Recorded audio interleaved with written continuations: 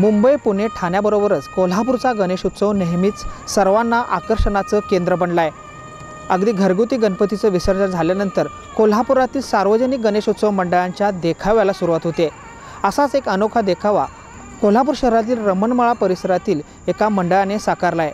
हे मंडळ आहे ते म्हणजे कोल्हापुरातील श्री भैरवनाथ कला क्रीडा व सांस्कृतिक सामाजिक मित्रमंडळ रमणमाळा। या मंडळाच्या माध्यमातून यावर्षी बालगणेश लीला प्रतिकृती व 200 फूट खोल विहिरीत झुलता पूल व 70 फूट उंच धबधबा असा हा अनोखा तांत्रिक देखावा साकारण्यात आला आहे। दरवर्षी या मंडळाच्या माध्यमातून काही ना काही नवीन देण्याचा प्रयत्न करण्यात येतो। यावर्षी जर आपण पाहिलं तर हा अनोखा देखावा नागरिकांसाठी अगदी 12 तारखेपासून 12 तारखेला रात्री 7 वाजल्यापासून खुला होणार आहे।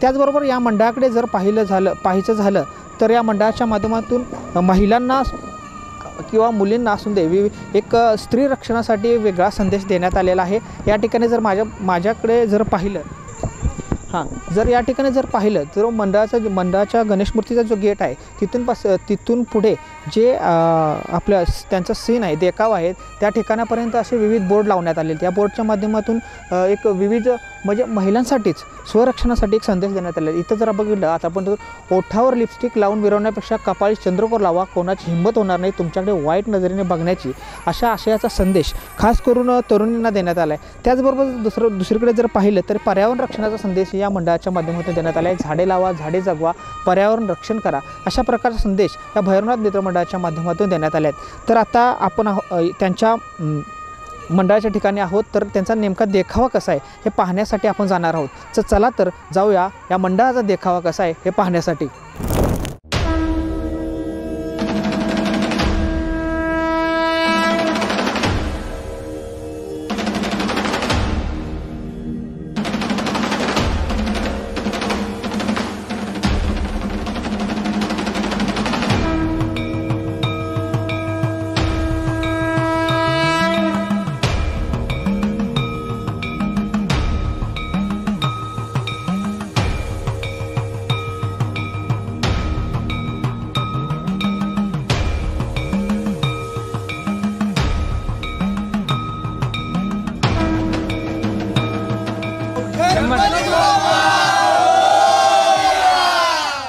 तर आत्ताच आपण पाहिलं या मंडळाच्या माध्यमातून कशा प्रकारे एक अनोखा आणि एक आकर्षक देखावा तयार करण्यात आला आहे। उद्यापासून हा देखावा नागरिकांसाठी पाहण्यासाठी खुला होतोय। तर या संदर्भात आपल्यासोबत बोलण्यासाठी मंडळाचे काही पदाधिकारी आहेत, त्यांच्याकडून जाणून घेऊयात नेमकं काय आहे।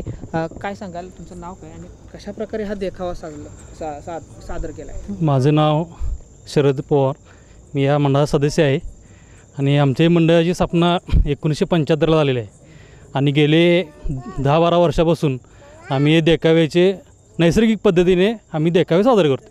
मग यात जास्ती करून आपण देवस्थान वगैरे यांचंच प्रतिकृती वगैरे करतो आहे आणि त्याचबरोबर सामाजिक प्रबोधन वगैरे आपण मंडळातर्फे केले जाते।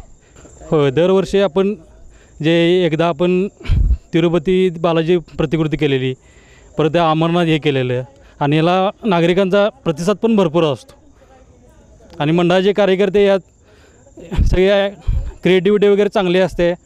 निर्माण होतात अडचण म्हणजे पाण्यात उतरून काम करावं लागतं, परत ते जे वायरिंग वगैरे करताना सगळी काळजी घ्यावी लागते। हे सगळे काय परत माणसांची जे नागरिक येणार त्यातून येणार जाणार झुलत्या पुलावरून तर त्याची रिस्क घ्यावी लागते। हे सगळे मंडळाची कार्यकर्ते सगळी जबाबदारी घेतात आणि ते सगळे टेस्टिंग वगैरे सगळे प्रॉपर करूनच मग देखावा खुला करण्यात येतो।